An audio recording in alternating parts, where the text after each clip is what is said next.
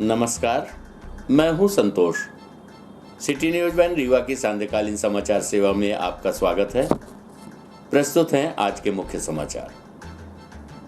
Corona guideline के साथ कल से शुरू होगी नवरात्रि। इस बार 8 दिनों का होगा ये पर्व। प्रधानमंत्री आवास योजना की राशि के दुरुपयोग पर हितग्राहियों से होगी राशि की वसूली। जेल प्रशासन का नवाचार, कैदियों के बीच आपसी विवाद रोकने दी जा रही काउंसलिंग। खबरें अब विस्तार से। जेल में बंद आरोपियों व कैदियों को अपराधों से दूर करने के लिए जेल प्रशासन द्वारा अब उनको काउंसलिंग दी जा रही है ताकि वे आपस में विवाद न करें। इसके लिए आदतन अपराधियों व गंभीर अपराध वाले बंदियों को चिन्हित किया गया है जो जेल के अंदर भी गुंडागर्दी के दम पर अपनी धौंस जमाने का प्रयास करते हैं। हम आपको बता दें कि रीवा जेल में ट्रांसफर होकर आए बंदी सर्वाधिक खतरनाक हैं।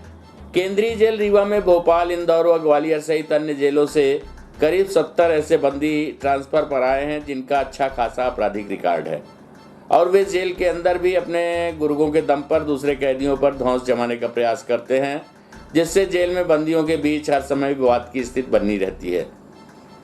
करीब दर्जन भर से अधिक रीवा जिले के भी ऐसे अपराधी हैं जिनके बीच विवाद की स्थिति बनी रहती है। कुछ दिन पूर्व इंदौर के 2 बदमाशों के बीच जेल के अंदर विवाद की घटना हुई थी। ऐसे में अब जेल प्रशासन इन बंदियों के लिए काउंसलिंग करवा रहा है। इसके लिए 84 बंदियों को चिन्हित किया गया है। पहले चरण में 40 बंदी चिन्हित है, दूसरे चरण में भी 40 बंदियों को चिन्हित किया गया है और उन्हें काउंसलिंग दी जा रही है। दरअसल काउंसलिंग के जरिए बंदियों को खराब आचरण की जगह होने वाली सजा के संबंध में जानकारियां दी जा रही हैं। जेल में बंद विवाद और गलत आचरण करने वाले अपराधियों के खिलाफ जेल प्रशासन खुद प्रकरण दर्ज कर न्यायालय भेजती है। इससे आरोपियों को मिलने वाली माफ़ी व अन्य तरह की विधिक मदद भी नहीं मिल पाती। इस काउंसलिंग के द्वारा जेल प्रशासन सभी बंदियों को अपराध से दूर करने का प्रयास कर रहा है। आपको बता दें कि 1 अक्टूबर से शुरू हुई काउंसलिंग जेल के अंदर बंद खतरनाक बंदियों के बीच होने वाले विवाद को रोकने के लिए उनको काउंसलिंग दी जा रही ताकि वे जेल के अंदर निर्धारित गाइडलाइन के अनुसार ही रहें। नियम तोड़ने वाले बंदियों के खिलाफ कार्यवाही की जाएगी। आइए सुनते हैं इस संबंध में एसके उपाध्याय जेल अधीक्षक से प्राप्त जानकारी के अंश। सर, जेल में खतरनाक बंदियों को काउंसलिंग दी जा रही है ताकि विवाद की घटनाओं को रोका जाए। किस तरह से काम किया जा रहा है, कितने लोगों को चिन्हित किया गया? देखिए, प्रशासनिक आधार पर हमारे यहाँ मध्य प्रदेश की अन्य जेलों से ऐसे कैदी जो उनके यहाँ लड़ाई झगड़ा करते थे, जेल प्रशासन का सहयोग करते थे, जेल के कायदे कानून नहीं पालन करते थे, उनको प्रशासनिक आधार पर केंद्रीय जेल रीवा स्थानांतरित किया गया। ऐसे कैदी हमारे यहाँ कुल 84 कैदी हैं, उनको हमने चिन्हित किया है और उन कैदियों को लगातार काउंसलिंग की जा रही है। जेल के कायदे कानून नियम बताए जा रहे हैं। उनकी लगातार 1 तारीख से काउंसलिंग प्रारंभ कर दी है हमने। उसके काफ़ी अभी 3 दिनों में काफ़ी सकारात्मक परिणाम आ रहे हैं। कितने समय में काउंसलिंग होगी और कौन सी टीम रहती है काउंसलिंग टीम में? काउंसलिंग के लिए जेल अधीक्षक, जेलर और हमारे कल्याण अधिकारी, ये सभी जो डायरेक्ट प्रशासनिक व्यवस्था को डायरेक्ट संचालित करते हैं वही काउंसलिंग में भाग लेते हैं। नियम तोड़ते हैं उनके लिए क्या सजा का प्रावधान रहता है, किस तरह से कार्रवाई होती है? ऐसे कैदी जो जेल की व्यवस्थाओं को बाधित करते हैं, जेल का अनुशासन भंग करते हैं, जेल की सुरक्षा व्यवस्था बाधित करते हैं, ऐसे कैदियों को जेल मैनुअल के नियम 723 के तहत जेल अपराध दर्ज किया जाता है। उसके लिए दंड पंजी रहती है, उसका विधिवत कार्रवाई की जाती है। जैसे बाहर पुलिस थाने में FIR होती है, वैसे ही जेल में भी उनकी कायमी होती है और उसकी फिर जांच करवाई जाती है और जांच में अगर उसके खिलाफ जो भी तथ्य सामने आते हैं और सही पाया जाता है, उस पर विधिवत मैनुअल में जो भी 724 में राइट दिए गए हैं जेल अधीक्षक को, उसके तहत उन पर कार्रवाई की जाती है। साथ ही साथ सजायाफ्ता अगर कैदी है कोई, तो उसकी माफ़ी जो उसको परिहार प्राप्त करता है जेल में, उसको कम किया जाता है या नील भी किया जा सकता है, 0 किया जा सकता है। और ऐसे अंडर ट्रायल कैदी जो जेल में अनुशासन व्यवस्था भंग करते हैं, उनको माननीय न्यायालय को भी सूचित किया जाता है कि ये जेल में इस टाइप का कृत्य कर रहे हैं। प्रधानमंत्री आवास योजना के तहत हितग्राहियों को जिनकी धनराशि का आहरण करने के बाद घर नहीं बनवाया है या आधा अधूरा निर्माण करवाया है, उसे छोड़ दिया है, अब ऐसे हितग्राहियों से राशि वसूली की योजना बनाई जा रही है। करीब 5000 हितग्राही चिन्हित किए गए हैं जिनसे ये राशि वसूली जाएगी। हम आपको बता दें कि वर्ष 2016-2017 से प्रधानमंत्री आवास योजना के तहत हर उस पात्र हितग्राही को पक्का आवास देने का प्रयास शुरू हुआ है जो कच्चे मकान में रह रहे थे। 2016 से 17 तथा 2019 से 20 के बीच 83,000 हितग्राहियों को पक्के आवास बनाने के लिए राशि जारी की गई है, जिसमें 5,000 से अधिक हितग्राही ऐसे हैं जिनके आवास की या तो नींव पड़ी है या दीवार खड़ी है, जबकि कुछ ऐसे हैं जिन्होंने पूरी किस्त लेने के बाद भी आवास बनाने का काम नहीं किया है। 1,000 के करीब ऐसे हितग्राही हैं जो अधूरा काम छोड़कर गांव छोड़कर बाहर कमाने चले गए हैं।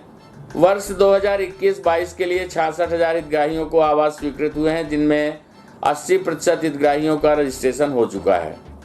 आपको बता दें कि जिले में 827 ग्राम पंचायतें हैं। 200 से अधिक ऐसे गांव हैं जहां बरसात के दिनों में मकान निर्माण सामग्री नहीं पहुंच पाती, तो कई लोग सामग्री महंगी होने के कारण नहीं खरीद पाए और कईयों ने आधा अधूरा काम कराकर बचे हुए पैसे का उपयोग अन्य कार्यों में कर लिया गया। जिला पंचायत सीओ स्वप्निल वानखेड़े ने प्रधानमंत्री आवास योजना में लापरवाही दिखाने वाले अधिकारियों कर्मचारियों को कहा है कि ऐसे हितग्राहियों को चिन्हित किया जाए जो राशि लेने के बाद भी आवास नहीं बना रहे हैं, उनसे राशि वसूली की जाए। जिला पंचायत सीओ ने कहा कि राशि लेकर आवास न बनाने वाले लोगों को चिन्हित कर उन्हें आवास पूर्ण करने के लिए प्रेरित किया जाएगा। अगर वे आवास पूर्ण नहीं करते तो उनसे राशि वसूली जाएगी। आइए सुनते हैं इस संबंध में जिला सीओ स्वप्निल वानखेड़े से प्राप्त जानकारी के अंश। ये पीएम आवास में लेकर के हितग्राहियों के द्वारा कुछ गड़बड़ी भी की गई है और क्या पूरा मामला किस तरीके से अभी तक कार्रवाइयाँ की गई हैं अभी तक आपके द्वारा? हितग्राही द्वारा गड़बड़ी नहीं है। जो प्रधानमंत्री आवास में किस्त जाती है तो हर किस्त एक अलग अलग स्टेप वाइज जाती है। जैसे पहली किस्त जाने के बाद प्लिंथ लेवल तक हो जाए, फिर छत लेवल तक दूसरी किस्त में, फिर तीसरी किस्त देते हैं। तो कभी कभी कोई हितग्राही पैसा तो ले लेता है लेकिन काम नहीं करता और वो शासन का जो पैसा होता है उसका दुरुपयोग हो जाता है। इसके लिए हितग्राहियों के साथ संवाद किया जाता है लेकिन हितग्राही फिर भी काम नहीं करते, तब उनको यहाँ से नोटिस दिया जाता है, पहले जनपद से फिर ज़िला पंचायत से। तो हमने भी उनको नोटिस दिया गया है कि आपको जो शासन का पैसा जिस योजना के लिए मिला है प्रधानमंत्री आवास के लिए, तो आवास के लिए उसका उपयोग करें। अगर नहीं करते तो आपके खिलाफ़ रिकवरी की कार्रवाई हो सकती है। तो अभी तक कितने मामले सामने आए कुछ? हम जनरली मामले तो बहुत सारे होते हैं, लगभग 1000 से ज़्यादा मामले हमारे पास ऐसे हैं कि जिसमें हितग्राही ने पैसा लिया लेकिन काम नहीं कर रहे हैं। लेकिन हम बार बार उनको मौका देते रहते हैं, समझाने के प्रयास करते हैं कि आप आवास बना लीजिए। अगर कोई गांव से बाहर गया होता है तो उनके परिवार को बोलते हैं कि आपकी अगली किस्त हम दिलवाएंगे, लेकिन अभी जो पहला पैसा जो गया है उनमें आप काम करवा दीजिए। कल से शुरू होगा नवरात्रि का पर्व। इस बार 9 दिन की जगह 8 दिन की होगी नवरात्रि। तृतीय एवं चतुर्थी एक ही दिन होने के कारण 8 दिनों की नवरात्रि में 9 देवियों की जाएगी उपासना। नवरात्रि के पहले दिन होगी मां शैलपुत्री की पूजा। आपको बता दें कि शक्ति की आराधना के पर्व शारदीय नवरात्रि की शुरुआत गुरुवार से होगी। इस बार माता रानी डोली पर सवार होकर आ रही हैं। नवरात्रि में श्रद्धालु माता रानी की आराधना करेंगे। शहर में जगह जगह आकर्षक पंडाल सजाकर मां दुर्गा की स्थापना की गई है। आपको बता दें कि इस बार नवरात्रि का समापन 14 अक्टूबर को होगा। इसी प्रकार दशहरा पर्व 15 अक्टूबर को मनाया जाएगा। शहर में जगह जगह मूर्तिकार मां दुर्गा की प्रतिमाओं को अंतिम आकार देने में जुटे हुए हैं। इसी प्रकार चौक चौराहों पर अनेक स्थानों पर आकर्षक पंडाल सजाकर विद्युत साज सज्जा की जा रही है। हम आपको बता दें कि कोरोना महामारी के चलते इस बार भी नवरात्रि पर्व के अवसर पर मंदिरों में लोगों की भीड़ न लगे, इसके लिए जिला प्रशासन ने गाइडलाइन जारी की है, जिसके अनुसार मंदिर के पट सुबह 4:30 बजे खुल जाएंगे, जो भक्तों के लिए सुबह 8 बजे तक के लिए खुले रहेंगे। वहीं रानी तालाब मंदिर में माता के दर्शन कोरोना गाइडलाइन का पालन करते हुए ही भक्त कर सकेंगे। रीवा शहर के रानी तालाब में स्थापित मां कालिका मंदिर लोगों के आस्था का केंद्र है। ये मंदिर, हम आपको बता दें कि रानी तालाब का ये मंदिर करीब 450 वर्ष पुराना है। पहले यह मंदिर रीवा राज परिवार के अधीन था, लेकिन अब जिला प्रशासन के अधीन है। मंदिर की सारी व्यवस्थाएं अब जिला प्रशासन द्वारा की जाती हैं। मां कालिका पर लोगों की आस्था है और यहाँ रोजाना सैकड़ों भक्त मां के दर्शन करने पहुँचते हैं। नवरात्रि के समय यहाँ भक्तों की भीड़ लगती है। हालांकि पिछले 2 सालों से कोरोना महामारी के चलते अब मंदिरों की रौनक कुछ कम हो गई है। गाइडलाइन के चलते भक्तों की संख्या में कमी आई है। इस बार भी जिला प्रशासन ने मंदिरों के लिए गाइडलाइन जारी की है, जिसके अनुसार मंदिर हमेशा की तरह खुलेंगे, लेकिन भक्त 8 बजे तक ही दर्शन कर सकेंगे। गर्भगृह में पुजारी के अलावा कोई भी नहीं जा सकता और ना ही जल चढ़ा सकता है और ना ही पहले की तरह मेला लगेगा। साथ ही प्रशासन द्वारा जारी कोविड गाइडलाइन का भी पालन करना अनिवार्य होगा। प्रस्तुत है रानी तालाब के प्रधान पुजारी देवी प्रसाद से प्राप्त जानकारी के अंश। मंदिर नवरात्रि आने वाली है जी। क्या व्यवस्थाएं की गई हैं और गवर्नमेंट की तरफ से क्या आदेश आए हैं प्रोटोकॉल को लेकर? देखिए, इसमें तो पहले में जो है तो माँ की स्तुति कर देते हैं, इसके बाद जो है इसके बारे में बताते हैं। शुक्लां ब्रह्म विचारे पद्मा माढ्यां जगत व्याक्तने वीणा पुस्तक धारिणी वैराम जाड्यापहां या देवी सर्वभूतेषु मातृरूपेण संस्थिता नमस्तस्यै नमस्तस्यै नमस्तस्यै नमो नमः। बोलिए कालिका मैया की जय। देखिए, ये माँ काली रानी तालाब का लगभग 450 वर्ष पुराना स्थान है। इसका संचालन पहले जो है राजघराने द्वारा किया जाता था। आज जो सरकार द्वारा जो है इसका पूरा संचालन देखा जाता है। और ये कोविड-19 को देखते हुए जो है शासन की जो नई गाइडलाइन आई है, इसमें मंदिर खुलने और बंद होने का समय है सुबह 4:30 बजे खुलेगा और 4:30 बजे आरती होगी। मेन गेट जो है 4:30 बजे खुलेगा और 4:30 बजे माई की आरती होगी। तो 1 बजे तक निरंतर जो है तो चलते रहेंगे और शाम को 4 बजे खुलेगा और रात को 8 बजे तक। मेन गेट 8 बजे बंद हो जाएगा और गर्भगृह के अंदर जो है किसी भी व्यक्ति के लिए आदेश नहीं रहे, न जल चढ़ाया जाएगा, केवल दर्शन फूल माला इत्यादि ये लेके आए लोग आएँ और प्रसाद चाहें, बस इतना केवल जो है गाइडलाइन नहीं है। दुकानें भी नहीं लगाई गई, मंदिर में सजावट भी नहीं। हाँ, इस बार जो है तो नगर निगम को दे दिया गया है लाइट के, तो मरकरी लाइट वो लगाएगा अपना, और PHU विभाग, वन विभाग और जितने अपने शासकीय डिपार्टमेंट है वो अपने अपने कार्य में सब आ सके। तो सब यहाँ पर जो तो वन विभाग से जाली आ गई है, जाली लग रही है, पानी की व्यवस्था भी होगी यहाँ पर जो तो, और शासन द्वारा जो है तो जो भी गाइडलाइन पूर्व की थी हमारी 20 वाली, वही गाइडलाइन इसमें अभी चलेगी। मेला को लेकर क्या है? मेला को लेकर के बाहरी दुकानें नहीं लगाई जाएंगी, जो यहाँ की पूर्व की दुकान लगी हुई हैं वही दुकान रहेगी। वहीं इस संबंध में collector Rewa doctor Ilaiya Raja T ने बताया कि नवरात्र एवं दशहरा त्योहारों के चलते शांति समिति की बैठक के साथ साथ आपदा प्रबंधन समिति की बैठक भी हुई, जिसमें गणेश उत्सव पर जिन कोरोना प्रावधानों में छूट दी गई थी वो प्रावधान नवरात्रि के समय भी लागू रहेंगे और कोरोना गाइडलाइन के अनुसार ही नवरात्रि एवं दशहरा के पर्व मनाए जाएंगे। साथ ही उन्होंने बताया कि शासन द्वारा जो भी छूट या प्रावधान प्रदेश में किए जाएंगे वो इस दौरान यहाँ भी लागू होंगे। साथ ही collector doctor Ilaiya Raja T से प्राप्त जानकारी के अनुसार ये लगातार है ना हमारे यहाँ त्यौहार का सीज़न चालू हो रही है, नवरात्रि, रामनवमी, दशहरा और आगे भी है। उसको लेकर आज शांति समिति की बैठक भी, जिला स्तरीय शांति समिति की बैठक भी आयोजन किया गया है। उसके साथ साथ आपदा प्रबंधन है ना कमेटी है, क्राइसिस मैनेजमेंट कमेटी है, उस कमेटी का भी है ना साथ में आज है ना मीटिंग आयोजन किए गए हैं। उसमें आज है ना बहुत है ना मुख्य निर्णय लेंगे। बट गणेश चतुर्थी के समय पे हम लोगों ने कितने भी कोविड प्रोटोकॉल को ध्यान में रखते हुए निर्देश जारी किए, वो पूरा है ना अभी भी लागू है।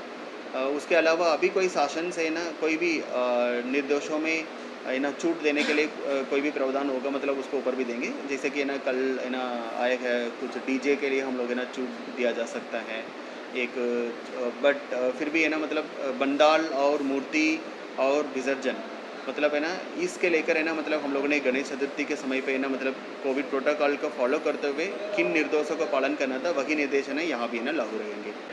सेम तो पूरा मध्य प्रदेश का है ना एक जैसे ही है ना नियम है ना लागू है। यहाँ भी है ना 10 बजे तक है ना गरबा के लिए है ना छूट दिया गया है, वो नियम यहाँ भी लागू होंगे। एक तरफ जहां सोने चांदी के दाम 7वें आसमान पर हैं और लोग इन कीमती धातुओं को सहेज कर रखते हैं, लेकिन एक ऐसी जगह भी है जहां पर सोना चांदी नालियों में बहता है। सुनारों की गलियों में बनी नालियों में सुबह से ही कीचड़ से सोना निकालने वाले कारीगर बैठ जाते हैं और नालियों से सोना चांदी तलाश करते हैं। हम आपको बता दें कि पिछले कई पुश्तों से ये परिवार इसी तरह से नालियों से सोना चांदी ढूंढता है और अपने परिवार का भरण पोषण करता है। आपको ये जानकर आश्चर्य होगा कि जिस गंदी नाली के बगल से गुजरने में लोग नाक भौं सिकोड़ते हैं, उन्हीं नालियों से मध्य प्रदेश में रीवा के कारीगर सोना निकालने का काम करते हैं। रीवा के फोर्ट रोड में सराफा बाजार है। यहाँ पर सोने चांदी का काम होता है। आभूषणों की सफाई या नए गहने बनाते वक्त सोने के छोटे छोटे कण दुकान की फर्श पर गिर जाते हैं। दुकान की सफाई करते वक्त ये पानी के साथ नाली में गिर जाते हैं। जहाँ नाली की ढलान खत्म होती है वहाँ ये स्वर्ण कण जमकर इकट्ठा हो जाते हैं। महाराष्ट्र के रहने वाले ये कारीगर सुबह सुबह चलनी, झाड़ू, ब्रश और परात लेकर यहाँ से नाली की पूरी गंदगी बोरियों में भरकर अपने ठिकाने ले जाते हैं और एक विशेष प्रकार के छन्नी नुमा बर्तन में रखकर उसे पहले सामान्य पानी से फिर चूने के पानी से धोते हैं। कीचड़ के बीच में सोने के कणों की पहचान करना बड़ा मुश्किल होता है, मगर पिछले कई पुश्तों से ये काम वो आसानी से कर रहे हैं। गंदगी से सोना चांदी निकालना विशेष कारीगरी है। इसके लिए काफ़ी धैर्य, संयम तथा विशेष प्रशिक्षण की ज़रूरत होती है। गंदगी से निकला सोना चांदी सामान्यतः ये यहीं बेच देते हैं और उनसे मिलने वाले पैसों से ये अपना और अपने परिवार का भरण पोषण करते हैं। कई बार ऐसा भी होता है कि सुनारों का सोना चांदी नालियों में गिर जाता है, उससे भी इनकी मदद ली जाती है, जिसके बाद इन्हें कुछ पैसे मिल जाते हैं। इस काम को करने वाले ये सभी कारीगर महाराष्ट्र के रहने वाले हैं और ये इनका पुश्तैनी काम है, जिसको ये आज भी कर रहे हैं। भले इसमें अब वो कमाई नहीं है, लेकिन दूसरा कोई रोजगार नहीं होने के चलते ये परिवार इसी काम को करके अपना और अपने परिवार का पेट चला रहे हैं। आइए सुनते हैं भोला उइके एवं राजीव उइके से प्राप्त जानकारी के अंश। बताइए, कब से धंधा है आपका? हमारा पुश्तैनी से करके आ रहे हैं धंधा। महाराष्ट्र के हैं हम और वहाँ से आए हैं और जो सोनी लोगों का दुकानों का है वो सोना चांदी अपना मिल जाता है। कितना निकाल लेते हैं? निकल जाता है अपना 200, 300, 400 निकल जाता है। क्या क्या निकलता है इसमें से? सोना चांदी, तांबा, पीतल।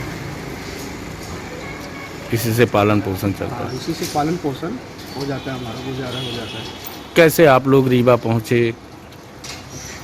बस ट्रेन से। नहीं, कि क्या सोच के चले वहाँ से आप लोग? बस हो गया, 2 पैसा कमाएंगे करके यहाँ आए हैं। हम लोग महाराष्ट्र के रहने वाले हैं। यहाँ पर 50-60 साल हो गए रीवा में रहते हुए, बड़ी पुल गोबर मोहल्ला में। और यहाँ पर हमारा काम जैसे पुरखों से चला आ रहा है उसी तरह हम लोग अभी भी कर रहे काम। और जैसे नाली, नर्दा जो भी हो या आंगन हो सुनारों का बटोरते हैं, उसमें से जो भी कण मिलता है उसको इकट्ठा करते हैं महीना में, उसको गला के फिर दुकान में बेचते हैं। कितने का व्यापार कर लेते हैं आप? व्यापार वही 4000, 4500 तक। क्या क्या निकलता है नाली से? नाली से तो निकलता है पूरा 12 किस्म के धातु निकलते हैं। लोहा लगता है, तांबा, पीतल, सोना, चांदी सब। लेकिन उसमें से हम लोग छापते हैं क्या, सोना और चांदी। सोना चांदी छापते हैं उसमें से, बाकी लोहा, तांबा, पीतल फेंक देते हैं। सरकार से कितनी आप इच्छा रखते हैं आप? नहीं, सरकार से तुम लोग अभी तक कुछ बोले नहीं ना, मांगे नहीं। हमारे ना वो पुरखों ने मांगे ना हम लोग मांगे। चल रहा हमारा रोजी, जब तक चल रहा है, नहीं तो फिर बाद में फिर देखेंगे फिर आगे। आपको कितने साल हो गया काम करते? मेरे को तो कम से कम 8 साल का रहूँगा जब से मैं काम चालू किया हूँ। और आज मेरा है 55 साल का होगा। सिटी कोतवाली थाना क्षेत्र के अंतर्गत रतहरा बंसल बस्ती में 2 पक्षों में जमकर चले लाठी डंडे। दोनों पक्षों के आधा दर्जन लोग हुए घायल। सोनिया बंसल और सपना बंसल की हालत गंभीर। रीवा के संजय गांधी अस्पताल में चल रहा है इलाज। पुलिस जांच में जुटी। आपको बता दें कि घटना बीती रात की है, जहां रतहरानी बस्ती के पीड़ित द्वारा बताया गया कि राम प्रसाद के लड़के, रामलाल के लड़के, सोनू, मोनू, हरदी वालों के लड़के द्वारा उन लोगों पर हमला किया गया। साथ ही बताया गया कि बच्चों के झगड़ों के कारण पुरानी रंजिश के चलते मारपीट की गई है। फिलहाल पुलिस इस मामले की जांच कर रही है। प्रस्तुत है पीड़ितों से प्राप्त जानकारी के अंश। जगदीश बंसल, कहाँ के रहने वाले? रतहरा नई बस्ती। क्या हुआ आपके साथ? मारपीट हुई साहब। कौन मारपीट किया? राम प्रसाद के लड़के राजेंद्र प्रसाद, उसके 2 बच्चे, रामलाल के लड़के, सोनू मोनू, हरदी वाले बाबूलाल के लड़के। किस कारण से मारपीट किए थे? अरे मैसेज बनाते साहब, लड़कियों को भेजते, लड़के बनाते। हम 6 लोग घायल हैं सर। जी सर। क्या क्या नाम है उनका घायलों का? अब पुराने रंजिश थोड़े से बच्चों में विवाद हुआ था, वही चलते लोग सब हमारे निकल रहे हैं। ये देखिए 6 लोग घायल हुए। 6 लोग। देखिए सर, हमारे नाम है संजू बंसल। क्या घटना हुई है? घटना हुई है सर, पहले तो वो टुन्नी, और उसका नाम है टुन्नी के, वो और 10 लोग मिल के हमारे घर के एक बड़ी लड़की को, जेठ की लड़की को अपहरण कर लिए। अच्छा 7 महीने हो गए, उनका आज तक कोई पता खबर नहीं था। अब उनकी लड़की हमारे जेठ के लड़के से बोलती चालती रही, उसकी लड़की की शादीशुदा हो गई। वो अपने पति को तलाक दे के आज तो मेरे जेठ के लड़के के रह गई। यही विवाद है। आए दिन छुरा चक्को लेके अपने बंसल कॉलोनी से तिवारी ढाबा तक, एक आकाश, एक सोनू, एक और विकास नाम है, टुन्नी के का नाम है, टुन्नी के विकास उपटुन्नी, ये लड़के रोज रात दिन के मेरे बेटे बेटी, मेरे जेठ के बेटे बेटी स्कूल जाते थे, तहीं 8-10 लड़के रोज चक्कू छुरा लेके घूमते रहे। एक दिन हम लोगों को 7 लोगों की चोट लगी है, 50 लाठी लगी मेरे पीठ पे, 3 तलवार लगी है, 2 सर पे तलवार लगी, 1 उंगली कटी है। मेरे बेटे को पेटे पे तलवार मारा है तो उसने आड़ लिया, उसके हाथे में लगी। मेरे पति को तो मार के वहीं पे फेंक दिया था। कोई बचाने कोई नहीं, उनके डर के मारे वो लोग क्या करते हैं कि अगर मोहल्ले के कोई बोलने की कोशिश करते हैं तो वो लोग क्या करते हैं कि कुशवाहा परिवार के हैं तो वो वहाँ से टीम बुला के मरवाते हैं। आज की खबरों में बस इतना ही। कल हम पुनः हाजिर होंगे कुछ नई खबरों के साथ। तब तक के लिए हमें अनुमति दीजिए। नमस्कार।